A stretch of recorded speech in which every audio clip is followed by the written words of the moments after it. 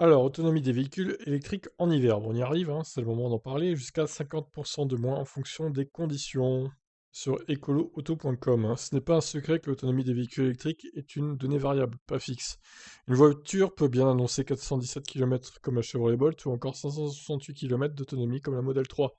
Ce chiffre variera de jour en jour selon le comportement du conducteur, l'âge de la batterie et les conditions extérieures. Donc là, c'est des chiffres EPA, hein, je pense. Or, c'est la dernière variable, les conditions météorologiques, qui sont susceptibles d'avoir le plus d'impact sur l'autonomie de votre véhicule électrique.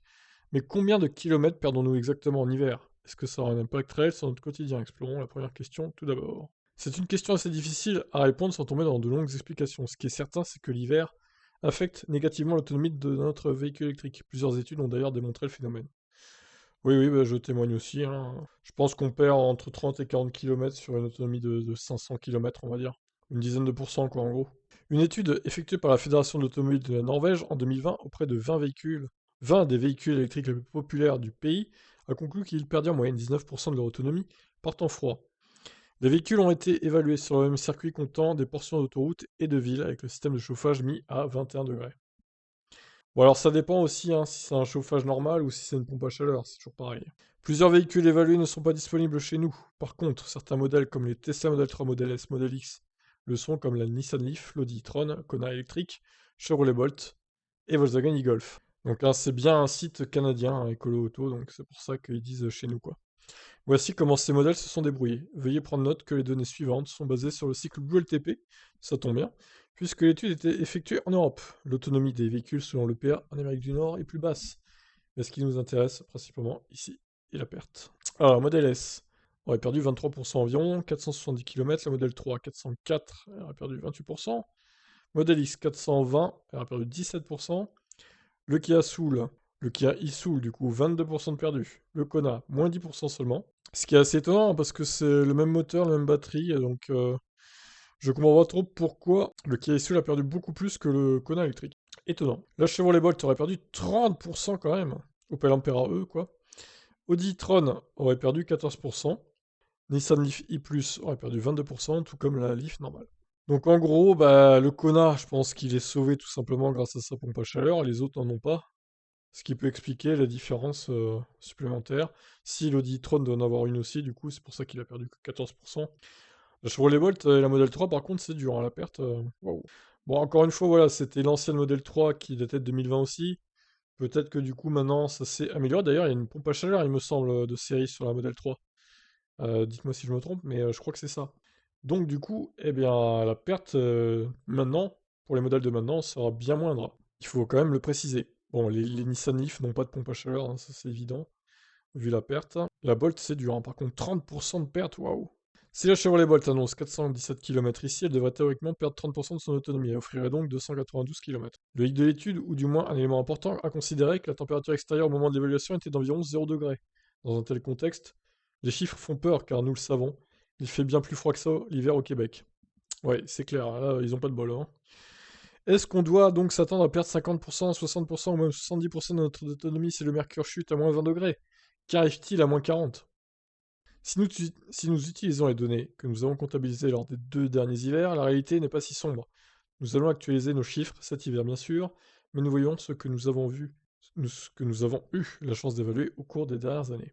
Alors, ils ont fait un tableau du coup.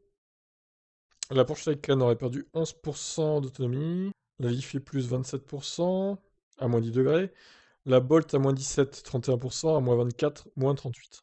Ok, Kona électrique à moins 14, 18%, ça va. Model S à moins 7 degrés, moins 14%, et le Model X, moins 9, à moins 5%.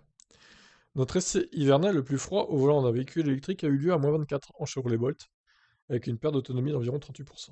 Ça donnait 258 km. La firme ontarienne Geotab a aussi analysé la question de l'autonomie en hiver. L'étude de l'entreprise spécialisée dans la voiture connectée et les solutions numériques pour les flottes de véhicules commerciaux publiée en 2020 a conclu qu'à moins 15 degrés, une voiture électrique perdait 46% de son autonomie. C'est une perte beaucoup plus notable que ce que nos essais ont démontré, ainsi que les conclusions de l'étude norvégienne. Il faut dire que Geotab a analysé beaucoup plus de data au total. Ce sont 4200 véhicules électriques répartis sur 5,2 millions de voyages qui ont été répertoriés. Inversement, on sait que l'entreprise tire beaucoup de ses résultats à partir de véhicules commerciaux. Ça pourrait avoir un impact sur les résultats. L'étude a aussi conclu que la température idéale pour l'autonomie d'un véhicule électrique est de 21 degrés, tandis qu'à partir de 28 degrés, l'autonomie était impactée comme lorsqu'il fait froid. Par temps très chaud, une voiture électrique peut perdre jusqu'à 40% de son autonomie. Ouais, donc en gros, entre 21 et 28, c'est parfait, quoi. Ça me paraît réaliste. Geotab a mis sur point un calculateur d'autonomie par température pour différents modèles que vous pouvez voir ici. Bon, bah, il n'y a pas de lien, d'accord, bon, dommage. Bon, allez, c'est presque fini. La perte d'autonomie variera de 15 à 45% selon l'étude, le véhicule et les conditions. Pour être réaliste, dites-vous que vous perdez environ 30% d'autonomie affichée sur votre véhicule électrique. Si votre véhicule offre 400 km, vous pouvez parcourir 280 km de manière réaliste si la température extérieure reste aux alentours des moins 15. Un peu plus s'il fait plus chaud, un peu moins s'il fait plus froid. Peu importe le véhicule ou les conditions climatiques, on ne parle pas d'une baisse assez importante pour avoir un impact sur le quotidien de la majorité des propriétaires de véhicules électriques. Vous pouvez probablement vous rendre au travail même si vous avez juste 250 km d'autonomie au lieu de 385. Là où ça peut avoir un impact, c'est sur les longs trajets que vous faites sans problème en été. Montréal-Québec, aller-retour sans s'arrêter pour recharger, c'est possible en juin, mais en janvier, vous devriez probablement prévoir un arrêt, peu importe le modèle de véhicule électrique que vous conduisez. Vous pouvez faire toute la semaine sans recharger en été, vous allez probablement devoir recharger le jeudi soir pour être prêt le vendredi. Il existe aussi plusieurs façons de préserver l'autonomie, au maximum en hiver. Ils donneront des conseils sur une autre chronique du coup. Très bien, eh bien écoutez, intéressant tous ces chiffres-là.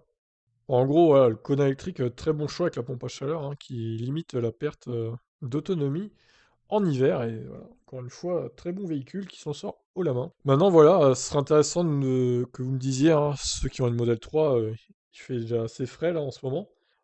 Dites-moi un peu ce que vous avez perdu déjà comme autonomie avec le temps plus froid que nous avons.